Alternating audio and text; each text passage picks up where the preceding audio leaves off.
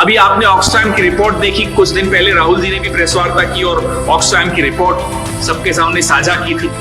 उस रिपोर्ट में बड़ा स्पष्ट है कि असमानता कितनी बढ़ गई। इस देश के 100 बड़े पूंजीपति, 100 big industrialist of India, 13 lakh crore रुपए उन्होंने कमाए। कब? जब लॉकडाउन चल रहा था ना, जब हम और आप घरों में बंद थे, काम धंधे बंद हो गए थे, तब इस देश के 100 बड़े इंडस्ट्रियलिस्ट ने 13 लाख करोड़ रुपए कमाए। और उसी वक्त 12 करोड़ मेहनतकश लोगों ने अपना रोजगार खो दिया। ये इस देश की हालत मोदी जी ने की। इसलिए भारत जोड़ो यात्रा, ये असमानताएं दूर करने के लिए भारत जोड़ो यात्रा।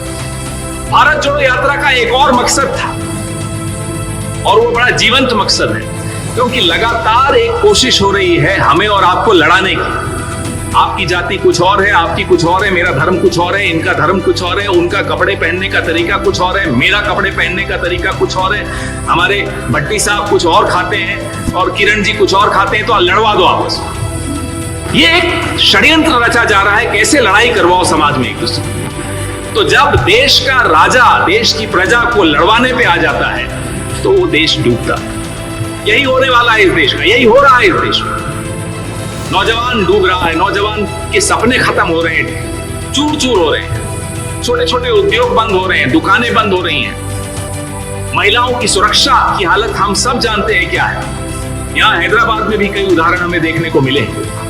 लेकिन जब देश के राजा की आंखें बंद हैं, उसको सिर्फ अपने एक आध उद्योगपति दोस्त की चिंता हो, उसको सिर्फ अपनी छवि की चिंता हो, बोलते हैं साहब 24 घंटे में से 18 घंटे मोदी जी जागते हैं। जागते हैं तो उससे तो नुकसान ही हो रहा है ना देश का। थोड़ा सो लीजिए, थोड़ा शायद फायदा हो जाए। हम तो यही कहते हैं साहब, मोदी जी थोड़ा सोना शुरू कर दीजिए, शायद उस वक्त जितने घंटे आप सोते हो देश का फायदा हो जाता। जब तक जागते हो नुकसान ही करते।